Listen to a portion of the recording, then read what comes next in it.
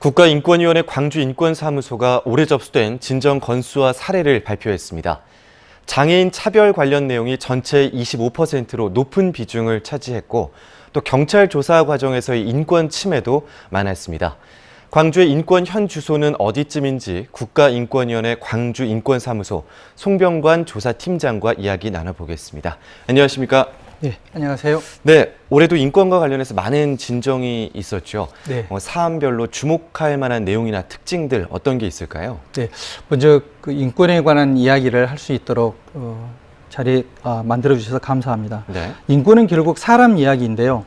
국가인권위원회가 2001년 11월에 설립이 되었는데 하루 22건, 연간 7,800건가량이 진정사건으로 접수되었습니다. 네. 상담은 24,000건, 하루 65건가량이 진행이 되었고요.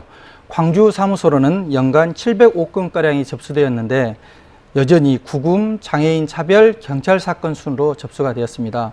이런 점을 봤을 때 장애인 차별이라든가 경찰 분야가 여전히 취약한 것으로 생각이 되고요.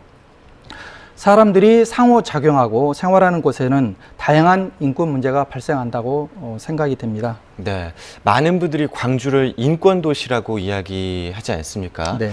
그러 봤을 때 인권 상황이나 인권 의식이 어느 정도 된다, 팀장께서는 생각하십니까? 네, 상담이나 그 진정 사건의 증가, 그리고 네. 광역이나 지방자치단체에서의 인권조례 제정, 그리고 인권부서가 만들어지는 것으로 봤었을 때는 인권에 대한 관심이 높아진 게 사실입니다. 네. 그러나 최근 접수된 진정 사건의 경우를 보면 먼저 장애인분이 저상버스를 탔는데 기사님이 저상버스 작동이 서투른 경우나 네. 집에 있지 왜 하루에 2번씩이나 버스를 타느냐, 네. 요금 안 받을 테니 빨리 타라는 내용이 접수되었어요.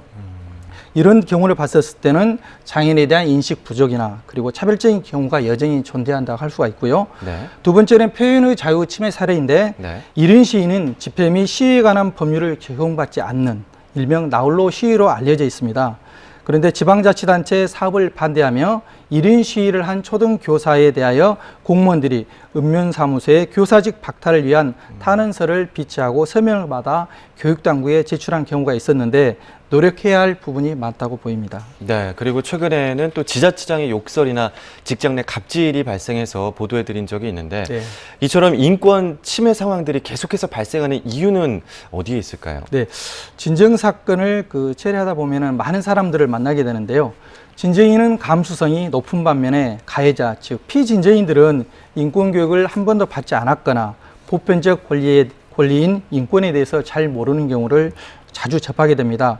우리 헌법에는 사람으로서 누려야 할 기본적 권리를 보장하고 있는데요. 네. 권리에 대한 보장은 결국 인권 교육이나 민주 시민 교육 등으로 진행이 되어야 합니다. 즉 사람에 대한 존중, 예의가 필요한데 그런 환경이 조성되었는지가 의문이고요. 따라서 연령대를 고려한 각 영역에 맞는 다양한 방식의 인권 교육이 필요하다고 봅니다. 네. 그리고 인권위에서 판단을 하면서 시정 권고를 내리지 않습니까? 네. 그러면 시정 권고를 받은 이후에는 어떻게 진행이 되는 겁니까? 네. 시정 권고를 받은 기관은 90일 이내에 이 권고 내용을 받아들일 것인지 말 것인지에 대한 계획을 네. 제출하도록 되어 있습니다. 최근 6년간 진정사건 권고 받아들인 수용률이라고 하는데요. 네. 이 내용을 분석한 결과 89.3%가 권고 내용을 받아들이고 있고요. 최근에는 권고에 대해서 불복할 경우 행정심판 등 절차를 안내하고 있습니다. 그런데 합리적인 이유가 없이 수용하지 않을 경우에는 그 사실을 언론에 공표하고 있습니다. 네, 그렇군요. 자, 앞으로 광주인권사무소에서 어떤 활동에 집중하실 계획인지 마지막으로 말씀해 주시고 오늘 인터뷰 마무리할까요? 네, 우선 다음 주 12월 10일이 세계인권선언 71주년입니다. 네. 광주인권사무소에서는 시청, 교육청, 50여 인권단체 등과 함께 5.18 기념문화센터에서 기념 및 문화행사를 진행할 계획으로 있습니다. 따라서 이런 기념행사나 문화행사를 통해서 인권의 의미를 되새길 계획으로 있고요. 그리고 내년에는 관할 지방자치 등과 인권문화 신장을 위한 협의체를 구성 진행할 계획으로 있습니다. 또한 진정사건 처리는 사후적 조치인데요. 사전적 예방을 위해 인권 감성 향상 교육을 폭넓게 진행할 계획으로 있습니다. 즉 인권의 관점에서 인권적으로 접근하도록 노력하겠습니다. 네, 오늘 국가인권위원회 광주인권사무소 송병관 조사팀장과 이야기 나눠봤습니다. 고맙습니다. 네, 감사합니다.